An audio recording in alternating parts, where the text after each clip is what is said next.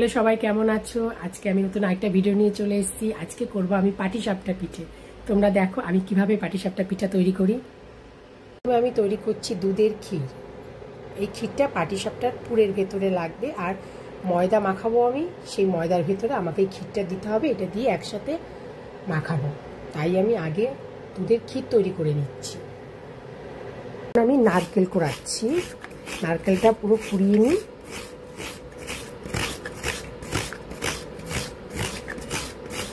কোরানো complete হয়ে গেল। এটা ভাজা করছি, লাল করে সুজিটাকে ভাজা করতে হবে। সুজি ভাজা হচ্ছে।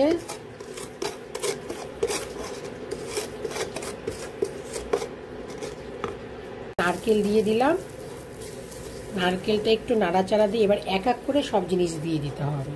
গুড়, চিনি, ক্ষীর দিয়ে এটাকে পুর তৈরি করতে হবে। গুড়টা প্রথমে ঢেলে দিলাম, এবার দেব চিনি, এবার দেব ক্ষীর। ক্ষীরটা দিয়ে এবার ভালো করে সব একসঙ্গে নাড়াচাড়া দিতে হবে। সুজিটা ঢেলে দিলাম পুরোটা, সুজিটা দিয়ে এবার ভালো করে নাড়াচাড়া দিতে হবে। আগে আমি সুজিটা দিয়ে ফেলেছিলাম, দেখানো হয়নি, তাই পরে আবার আরেকটু সুজি দিয়ে দিলাম। দিয়ে পুর তৈরি করা হচ্ছে। ভালো করে নেড়ে নিতে হবে, নেড়ে পুরো আঠা আঠা যখন হয়ে যাবে তখন পুরটা তৈরি হবে। নারকেলের পুর তৈরি হয়ে গেল। এটা পাটিসাপটার ভেতরে যেটা দেওয়া হবে। সুজি, ক্ষীর, নারকেল দিয়ে পুর তৈরি করলাম। আগে থেকে আমি সুজিটা ভিজিয়ে রেখেছিলাম। করে ময়দা দিয়ে দেব ঢেলে।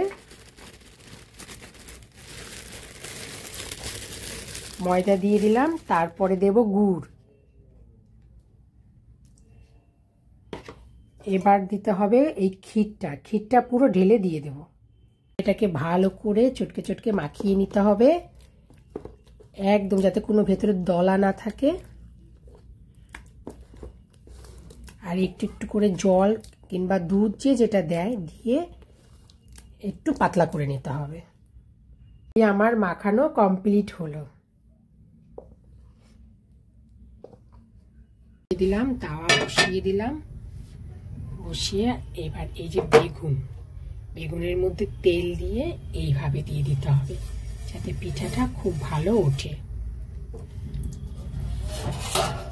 এবার এই যে মাখিয়ে রেখেছি, এই মাখাটাকে সুন্দর করে একটু চামচ দিয়ে নেড়ে নিতে হবে।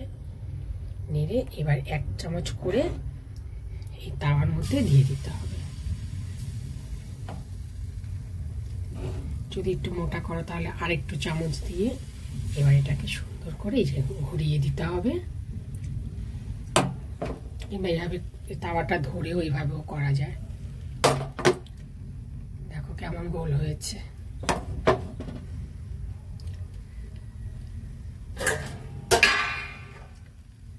করেছি, এবার এই পুরটাকে নিয়ে ভেতরে দিয়ে দিতে হবে, বসিয়ে দিয়ে এবার এটাকে আস্তে আস্তে তুলতে হবে। দেখো যাতে না ভেঙে যায়, সাবধানে। যেহেতু আমি বেগুনের মতো তেল দিয়ে নাড়িয়ে দিয়েছি বলে এটা সুন্দর উঠে গেছে। এটা এ হলো পাটিসাপটা। জানি না কেমন হবে। এই হলো আমার কমপ্লিট হয়ে গেল পাটিসাপটা। এই দেখো একটুও ভাঙিনি, কিছু না, সুন্দর উঠে গেছে। পাটিসাপটা হলো। এই পাটিসাপটা আমার কমপ্লিট হলো। পিঠা কমপ্লিট হয়ে গেল। আমি আপাতত একটা করে তোমাদেরকে দেখালাম, পরে আমি আস্তে আস্তে করব। আর এই দেখো পিঠে গরম গরম কিন্তু বেশ লাগবে খেতে। তাহলে পিঠে করা আমার কমপ্লিট হলো পাটিসাপটা। তাই এখানে আমি ভিডিওটা শেষ করি। টাটা।